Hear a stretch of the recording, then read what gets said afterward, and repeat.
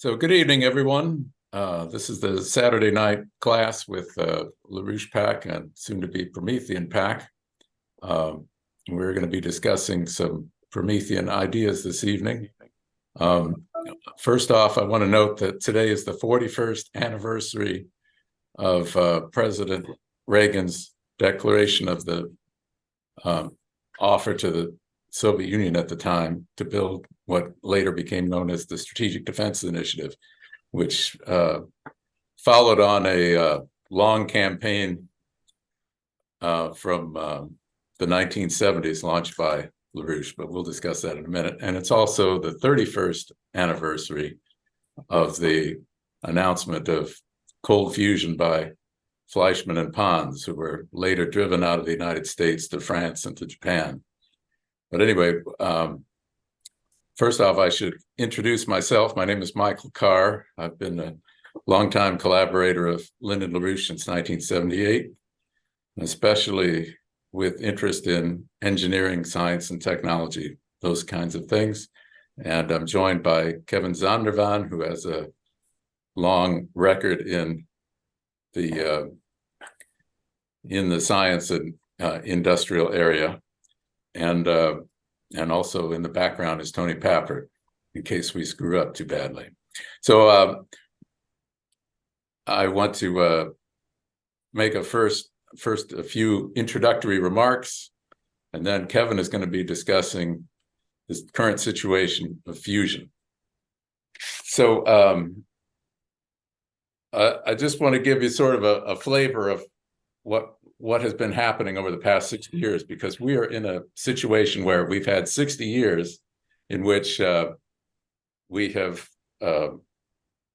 been under constant attack. The attempt has been to destroy the future, to kill optimism, to create the conditions so that people would just give up. And then the intent is to drive the United States to become, as President Trump calls it, a shithole country, a third world country, some hopeless basket case, like you see with some of the places in Europe that have been submitting themselves to these things. But anyway, so there's been a long process. I'm just going to go through a quick timeline, and it'll sort of give you a flavor of what has happened, that LaRouche and our organization has fought against, and how we fought against it, and how that process of destruction of the United States, how this is now coming to a turning point, an end, where we have a very, very bright future ahead of us, where the young people will once again have lives that are going to be better than their parents' lives, because that's not the case now. But we're going to discuss that briefly. So let me make a few introductory remarks. First, let's go back all the way to 1963. We had the assassination of President Kennedy. He had made a commitment we were going to go to the moon. And even by 1967, NASA started to be cut way back. You had, in 1971, you had the SST project, Supersonic Transport Project, that was canceled. Then in the 1970s, you had all kinds of attacks on NASA and nuclear power. The Breeder Reactor project was canceled. Nuclear reprocessing plant that was going to be built in South Carolina was canceled. We had oil hoaxes. People were waiting in line to get gasoline. But in 1974, we founded the Fusion Energy Foundation. That was Lyndon LaRouche and some other scientific and engineering-minded people to fight to make a national commitment to the development of fusion power. And that became a real thorn in the side of the British Empire, because over the course of the 1970s, we fought for maintenance of the intention of 2,000 nuclear plants by the year 2000, which had been a slogan of the nuclear industry for many, many years. We exposed the oil hoaxes, and we fought to develop completely new technologies like what we called beam weapons, because we had done a lot of research on what the Soviet Union was doing on laser and other kinds of particle beam technologies for defensive purposes. And by 1980, we got the Magnetic Fusion Engineering Act of 1980 passed, which was to put $1 billion a year into fusion research and to build a demonstration fusion plant by the year 2000. And we even got Jimmy Carter to sign it, but nobody appropriated any money for it. So it's like one of those bills that was signed that didn't amount to too much in the end. But anyway, we accomplished it. Secondly, in 1983, we succeeded in getting President Reagan to make that announcement. We talked about the SDI offer to the Soviet Union. But then also right after that, either had massive attacks on LaRouche. The Fusion Energy Foundation was completely shut down. LaRouche was imprisoned. We barely got the space shuttle adopted, and the space shuttle design was a terrible compromise, which resulted in, anyway, we could go discuss that later on, but we just barely got it. We just barely got the space station implemented. We were fighting a very tough fight. And then by the time that Obama came into office, well, things really got really bad. He declared that carbon dioxide, which is the food, the carbon that's in your body comes from the carbon dioxide in the air. And he declared carbon dioxide in the air to be a pollutant. And all life on the earth is based on carbon dioxide. He basically shut down the coal industry, coal plants in the United States. He declared to the moon, he said, well, we've been there, we've done that, we don't need to do that. He said, well, we'll give a small amount of money to some private companies and they can maybe develop some space vehicles to take us to the space station. But the idea of it was not for it to succeed. Obama had no idea that it would succeed. So he had shut down the shuttle and basically pretty much wiped out the space program. But in the end, he totally failed because a little company named SpaceX actually succeeded, which was quite a miracle, but it was not part of the plan. That was not the plan. And we had the global warming issue. We had another famous statement by Obama, which is that we don't need no fancy fusion. And industrial development of fusion power is put on the back burner. But anyway, the containment process was really broken when President Trump was elected, and we initiated a whole series of things. Well, first off, President Trump reinitiated a commitment to progress, just in general terms. But in particular, he started the Artemis project to go to the moon and Mars. He emphasized the moon and Mars, that we're going to send people there. Okay.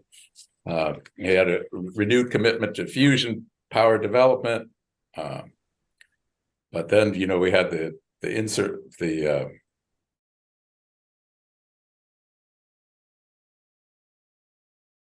whose plans are to wipe out the auto industry as we know it, wipe out the oil industry as we know it, and pretty much declares everybody in the United States who disagrees with him to be enemy of the state. But anyway, as I said, that's just the prologue. So this is all breaking because so many lies have been compounded one upon the other that people don't believe the lies. They're turning away from the so-called news media to look at podcasts and read alternative blogs and ideas coming from all kinds of places that used to be cut off because there was no internet. It used to be that you had 3 channels to get your news from, and that was it. Well, it's not like that anymore. Even though they've tried to use the internet to control us, because of a lot of courageous action by people like Elon Musk when he bought X. That was a really courageous thing that he did, and what he's been doing to try to restore the ability of people to say things which are unpopular to powerful people. And so that's been very important. But anyway, so there's a huge array of things which are coming up. We're going to be discussing one of them shortly, fusion, but there's a whole bunch of future technologies which are going to allow us to make the life of your children and your grandchildren much better than your life has been. And first among them, just a week ago, we had this test of the Starship system, the Starship Super Heavy launch vehicle. It's going to be a derivative of it is going to be landing the first people back on the moon in 2 years. It's very important for the ability to get tonnage into orbit, because you got to get a lot of tonnage onto the moon and onto Mars if you're going to be able to actually build bases or small settlements or cities to whatever extent that we're capable. We need to get tonnage up there, and this is a huge step forward in tonnage because it's the biggest rocket that's ever been built by far. There's been advances in supersonic transport technology. Just yesterday, Boom, which is a company that's building a supersonic passenger aircraft, had the first flight of their test demonstration vehicle. It's not the product. It's a proof of principle vehicle. They flew that yesterday. In January, NASA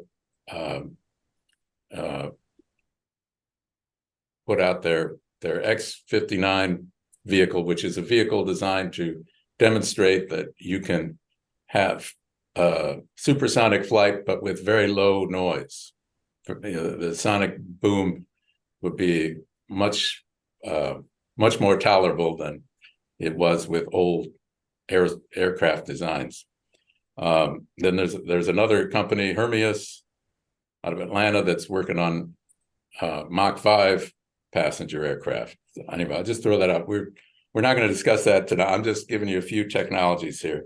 Flying cars are coming. Flying taxis, very small vehicles, usually electric powered, but sometimes powered otherwise. Quantum computing, photonics. Those are just a few of the things which are coming. But we tonight, we're going to be focusing on fusion. And we have our friend from California here, Kevin, who is about to tell us about the current state of fusion research and the fact that we're on the brink of having unlimited, cheap, clean power. And I'm going to turn it over to him. Thanks, Mike. Yeah, my name's Kevin Zondervan. I'm actually in Alexandria, Virginia right now. Oh, okay. Well, I got your... No, I lived in California for 20 years, and I've been here in now Virginia for about 20 years.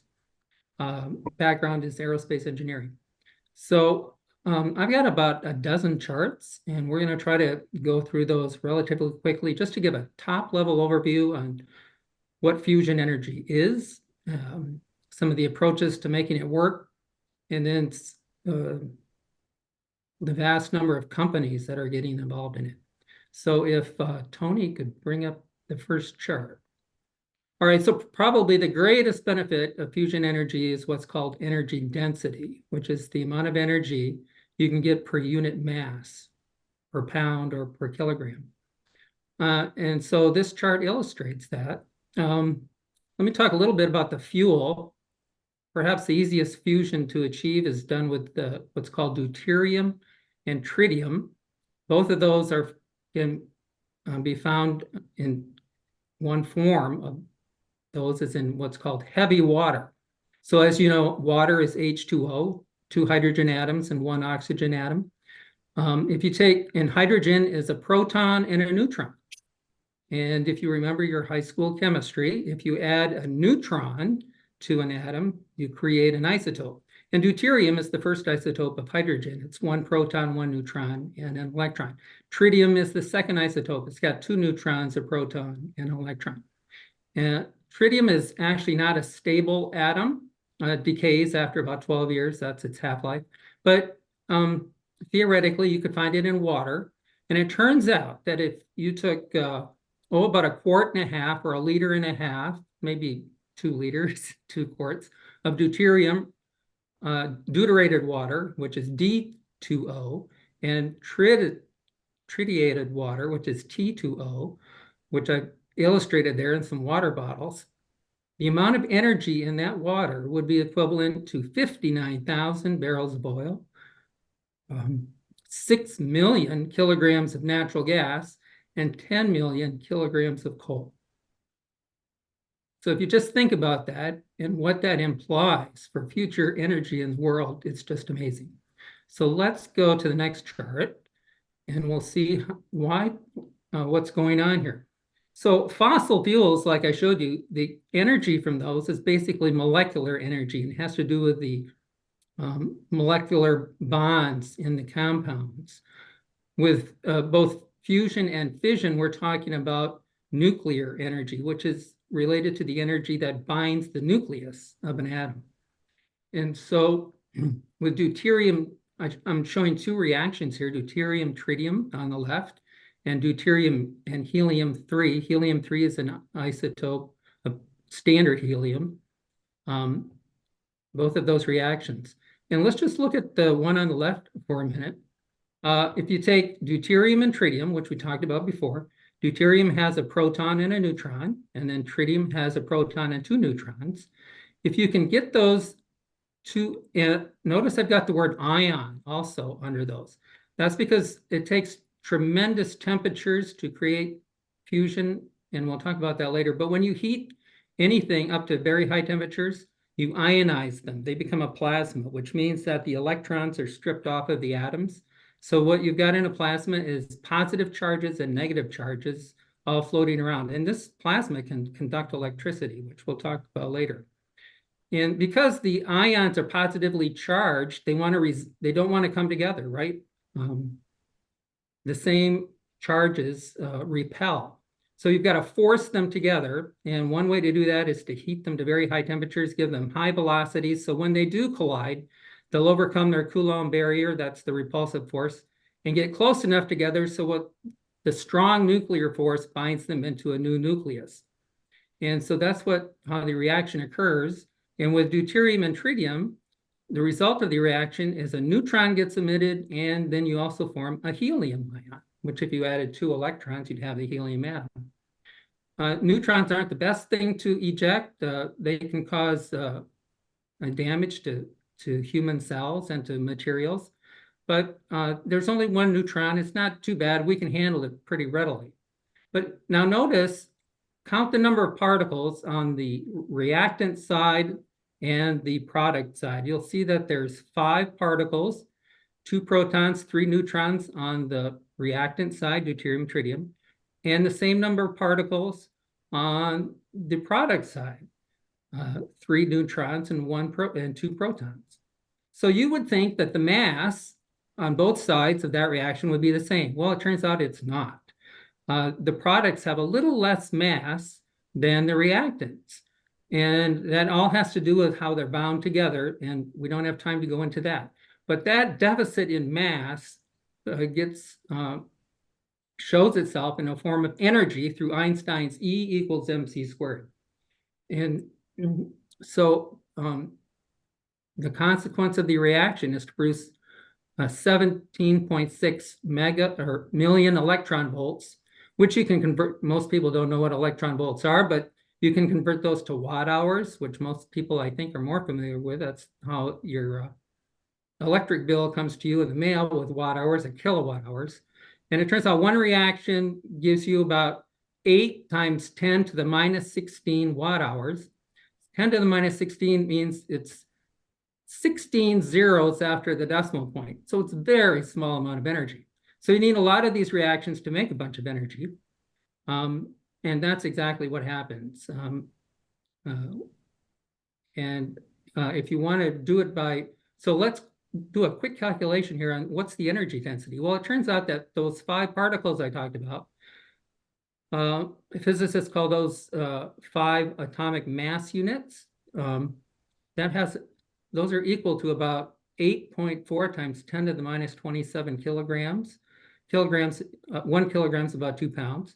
So again, that's a 0 with 27 zeros after the decimal point. Very small mass, right? But if you take the 7.8 times 10 to the minus 16 watt hours and divide it by 8.4 times 10 to the minus 27 kilograms, you get the energy density. And if you look down there on the right, you'll see that you get about 100 billion watt hours per kilogram. My God. It's about 10 million times more energy per kilogram than fossil fuels. So that is what we're talking about when we by releasing the energy that's available in the nucleus of atoms. Just quickly, the deuterium helium, some of the companies are striving to do that one, and that's because with that, on the product side, you release a proton and not a neutron, and a proton, of course, will quickly combine with an electron and produce hydrogen, and so there's no really radioactivity with that reaction. All right, so let's go to the next chart. Plus, Right, also, if you do it properly, you can go directly to convert that proton into electrical energy. Use the power of that proton because it's charged. Right. Exactly right. Yeah. That's another benefit of that reaction. Yeah. In fact, we'll talk about that. Some of the companies are doing are producing electricity directly from the reaction, which is a great benefit. So I think most of us know that the sun, which is our provides all life on Earth, basically, the energy from the sun is a fusion reaction. It's hydrogen, primarily hydrogen, being converted to helium. And so the whole goal of fusion energy is to bring that reaction on the sun down here to Earth. And there's basically 3 ways to do that. One is you heat the fuels to a plasma and then contain the plasma with magnetic fields. As I said, a plasma conducts electricity. And when you put a current through it, as some of you might remember, current through wires produces magnetic fields. And that's how we produce solenoids and motors. And so you can get, by having also a magnetic field around the vacuum chamber that contains the plasma, you can create what's called a magnetic bottle with magnetic fields. So that's one way to keep the plasma hot and not let it touch any metal and just contain the reaction. Another way is to use both magnetic fields and maybe that magnetic force that the plasma can generate itself, if you put enough current through a plasma, it will do what's called pinch.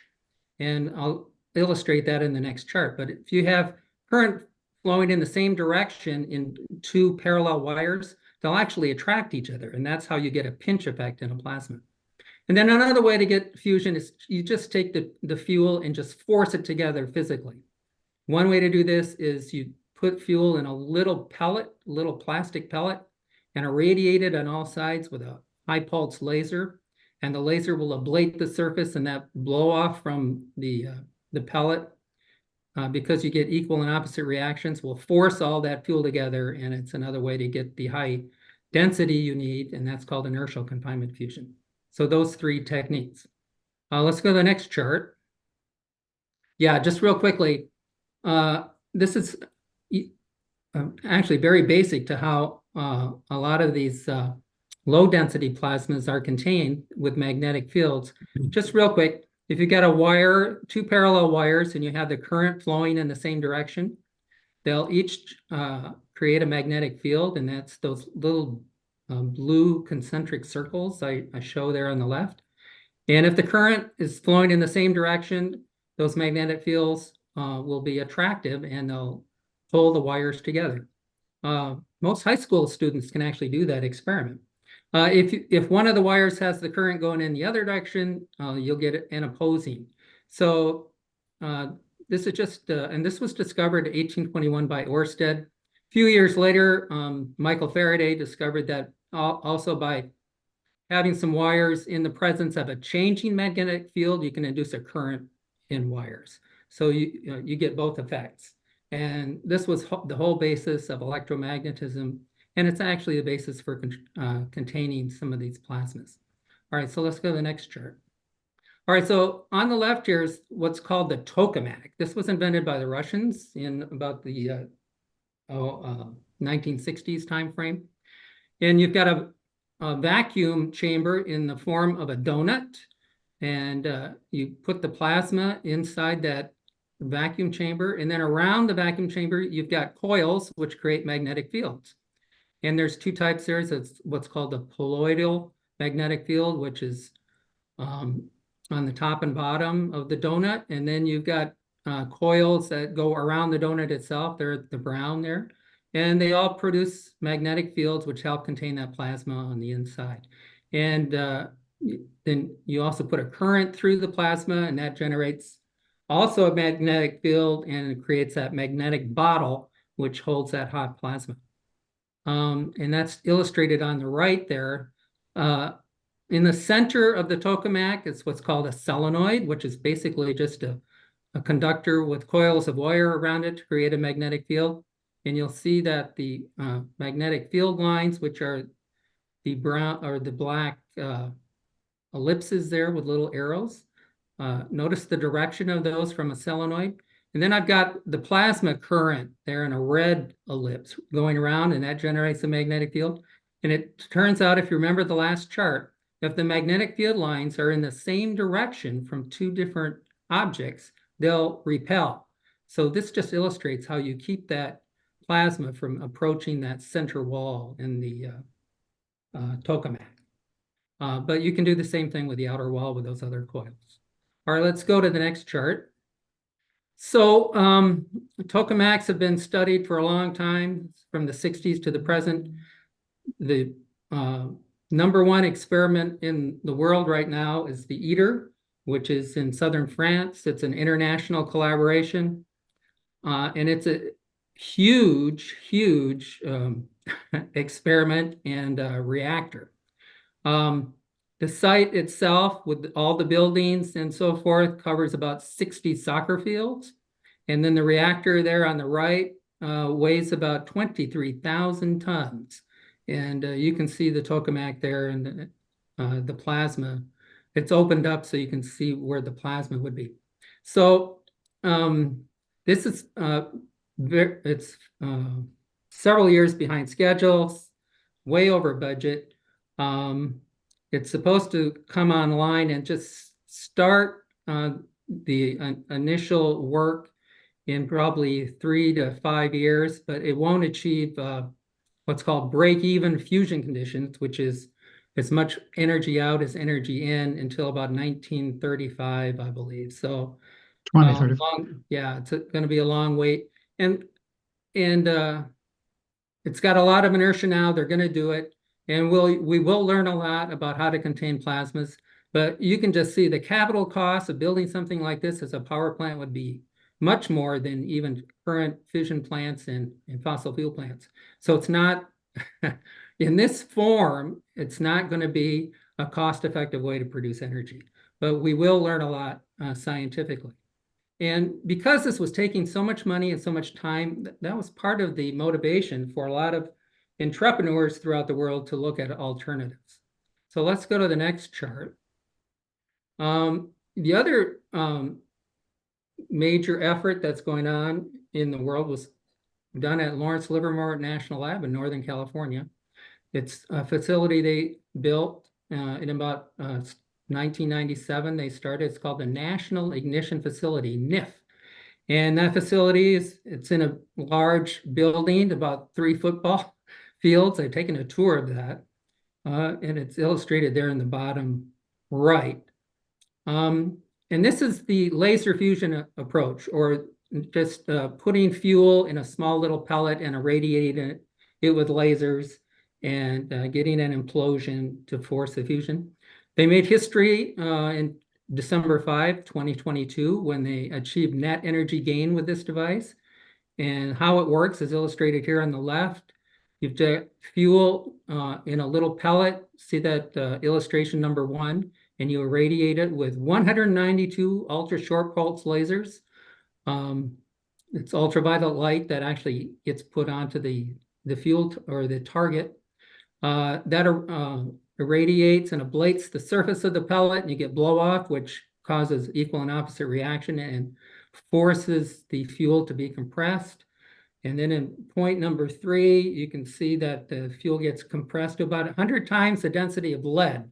So just think about that, taking water basically and compressing it to 100 times the density of lead is tremendous. And also it reaches a temperature of 100 million centigrade. And then that creates the fusion reaction. And that's what they demonstrated with a net energy gain back in December 5, 2022, which basically proves to the world that this can be done. But again, it's a huge facility. That facility costs $4.5 billion. And it's really not a way to build a power plant. We learned a lot of physics from it, but we've got to do much more cost-effective engineering and ways to produce the reaction than this specific approach to make it cost-effective for countries and humanity. All right, let's go to the next chart. All right, so basically because, well, let's just step back. As you can see, doing fusion is really challenging. I mean, you've got to reach 100 million degrees centigrade, and in the laser fusion case, very high densities, and it's just a very challenging engineering job to do. But it turns out that there are other ways to approach the fusion process than those two, the tokamak and the inertial confinement with lasers.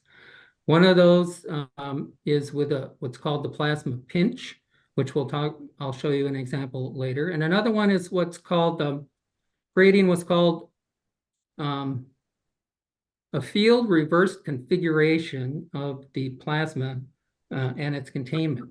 And what it turned out it's possible to do is take a bunch of plasma, put it in a magnetic field, and it have the magnetic field go through, parallel. We'll think of the plasma maybe as a donut shape, but not without the hole in it. But then you put a magnetic field, externally applied magnetic field through the plasma, orthogonal or normal to the donut. And then that will induce a current going around the circumference of the donut. And that current also creates a self-induced magnetic field that is in the opposite direction through the center of that donut. And that's called a field reverse configuration. And it turns out that's a stable configuration of the plasma. It doesn't last very long, maybe a few milliseconds, but it's long enough for fusion. And it's just a nice little self-contained, self-stabilized plasma ball that you can use to, and if you heat it to a high enough temperature, you'll get fusion. So that's another approach. Both the pinched approach and the field reverse configuration approach were always in the back burner while the tokamaks and the laser fusion were going on. But because they're also very hard to do, but it turns out a lot of the technologies you need to do those, which is high pulse power, computers, solid state power control, all of those types of technologies came along, and maybe 10 years ago, everything was ready to make those two options viable. And so right now, throughout the world, there's about 43 startup companies that are working on fusion. 25 of those are in the United States. There's about $6 billion of investment, private capital going into these companies, but the top 8 are shown here on this slide, and you'll see that 5 of those companies getting most of the funding are in the United States. Commonwealth Fusion, which is in Massachusetts, TAE Technologies in California, Helion Energy in Washington State, Zap Energy in Washington State, and Shine Technologies, which is in Wisconsin. Notice that they're all different approaches. Commonwealth does a tokamak, TAE does the field reversed configuration, which is a pulsed, and as Mike said, that one produces electricity directly from the plasma. Commonwealth with tokamaks, need a thermal cycle, either a heated steam going through a steam turbine, something like that. Helion is also a field reverse configuration, direct production of electricity. ZAP, that's the pinch, which we'll show you. That one needs a thermal cycle. And SHINE is a little different. They've got what's called a fusion linear accelerator. I'm not going to talk about that. And they're taking a very methodical approach, and they're starting with technologies appropriate for medical isotopes and recycling, and then they're going to do fusion later. All right, so let's just look at just a few samples of these. Here's the Helion one. It's not a very big reactor, which is what we want. It's about 4 meters high, 19 meters long. It's got basically 4 steps to create the fusion reaction. At each end of this cylindrical reactor, you've got deuterium and helium-3 and as gas, and you eject it into basically those triangular or a nozzle-shaped vacuum chamber. And then there's magnetic coils around. It creates that field reverse configuration. And at about 100 miles per hour, I think I've got that right, might even be higher speed. I think he said 100 million. 100 million miles per hour. Those little donuts go simultaneously to the center, point 3, and collide. And there's more magnets there that hold it. And you create fusion. Then the plasma, as it gets hot, it expands. And as I said, you've got an expanding magnetic field, and then you've got electric wires around that, which induces current flow in that. And that's how you get electricity out directly. They plan to produce 50 megawatt units by 2028, and they've already got contracts with Microsoft and Nucor Steel for this type of reactor. So here we are in 2024. We'll see if they make that goal, but this is a very promising approach. Because it's such a small capital cost, that's not a very big machine there. Helion predicts that electricity costs through that machine would be 10 times less than it is today. All right, next chart. I gotta take a drink of water here.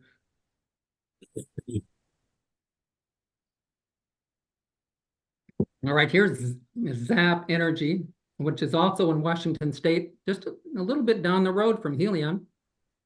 This is a plasma pinch.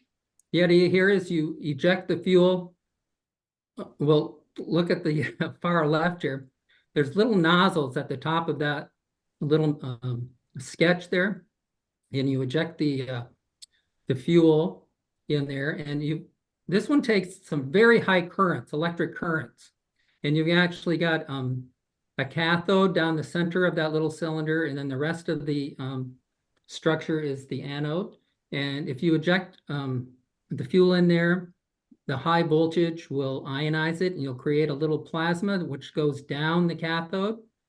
And as you'll see there, going from left to right, the cathode the little plasma travels down that cathode. And then when it reaches the end, it forms a column, and it actually pinches itself because of that current flow going through it from the top to the bottom, parallel current, as I showed you with that magnetic field, and it contracts and pinches itself and creates fusion reactions.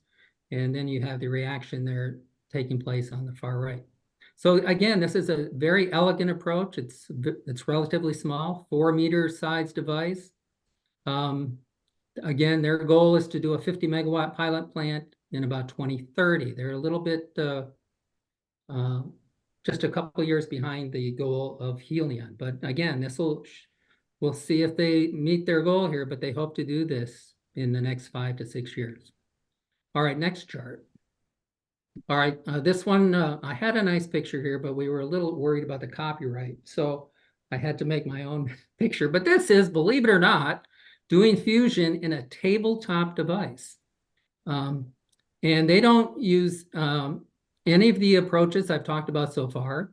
They've got an approach where you contain a plasma using electrostatic fields, which is basically, as you know, if you take a positive charge or a negative charge, and you have a metal plate, one that's negative and one that's positive, a positive charge will be repelled from the positive plate and travel to the negative plate. And so you can just use electrically charged plates to control the plasma. They actually, though, get the plasma orbiting around a cathode, and so that there's many chances of the particles colliding and eventually fusing. This company was in stealth mode for about 5 years. They came out of stealth mode last year. And again, it takes very high voltages to make this work, and that's the real challenge. They've achieved a 200 kilovolt machine. They've got to get that up to about 300 kilovolts. Big challenge there is anybody that's worked in high power is you get arcing, breakdown, and flashover effects. Very challenging. But again, the things are looking good so far, and they hope to show net fusion gain within about 5 to 10 years. So let's go to the next chart, which is, I think, is my summary. Yeah. So as I said, there's 43 companies around the world doing this, and basically 43 different approaches to fusion. And I just showed you maybe 4. 25 of these companies are in the United States.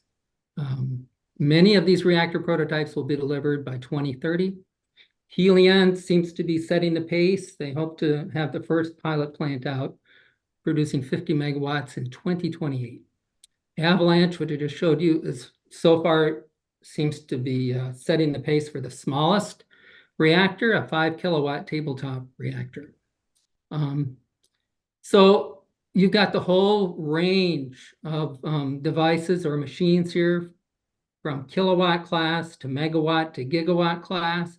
And if you just think about the implications of that for everything we do in society, these reactors, they'll be fueled with deuterium and tritium, or maybe deuterium and helium-3. There's also a few other fuels.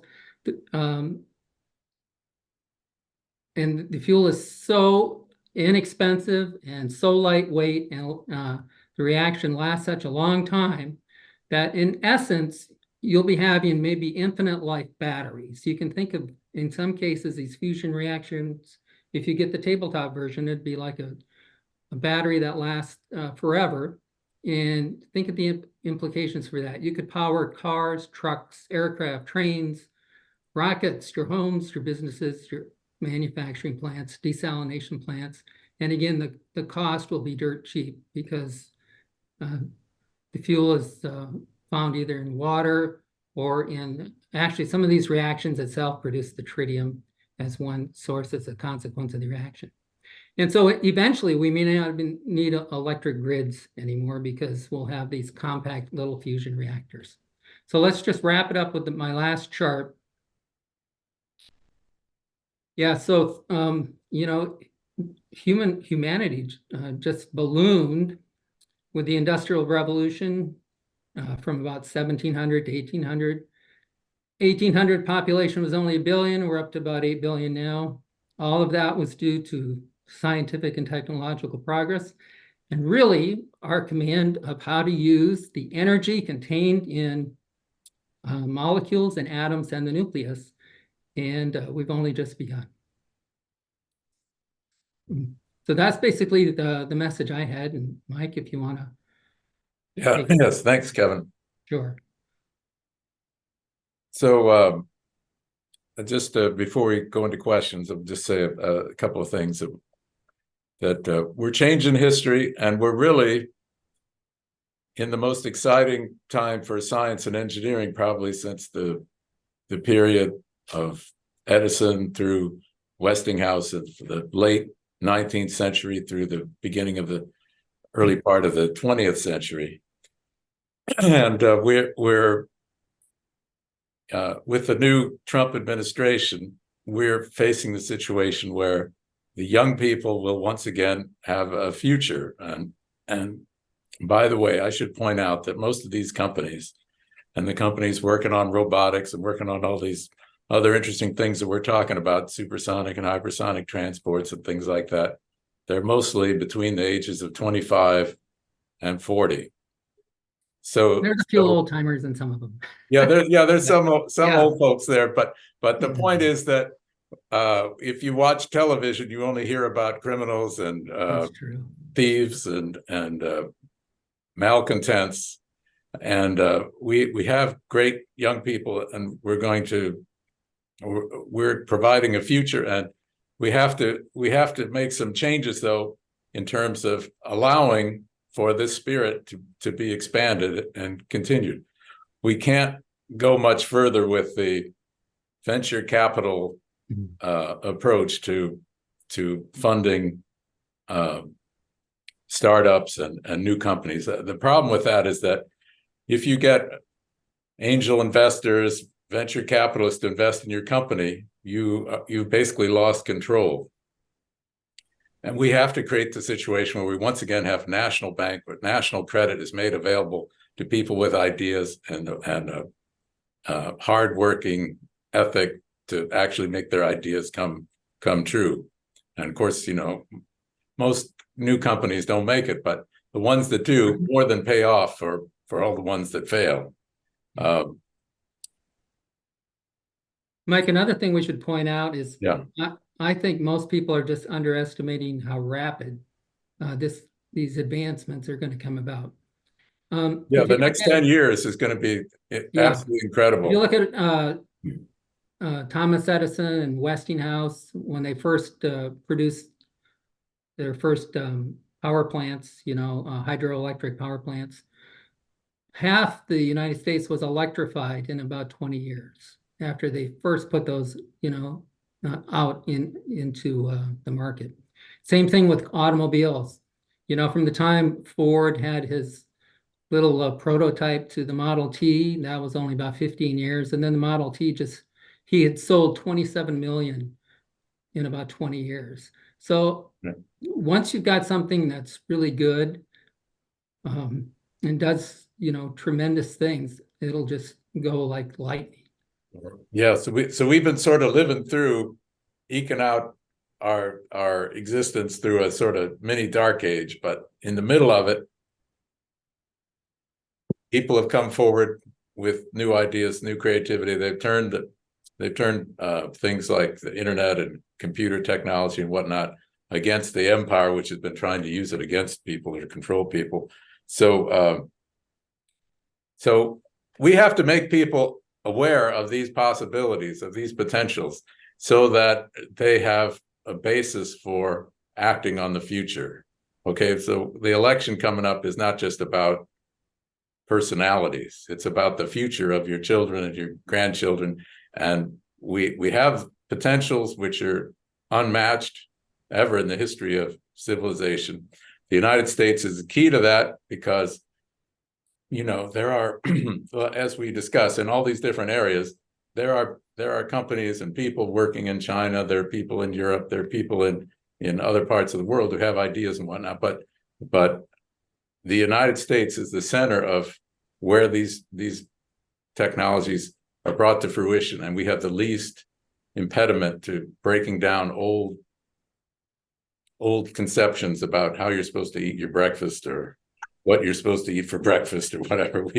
We don't, or which buildings have to be preserved at all costs, so you can't build anything new. And we have an openness to new ideas, which causes people with new ideas to want to come here and to implement their ideas. So anyway, we have this potential. We have to make it work, and that will allow the rest of the world to pick up on all of this, and we'll be assuming our rightful position in the world as a center of science and progress again, whereas we have been a center of destruction, very much so, in the last period.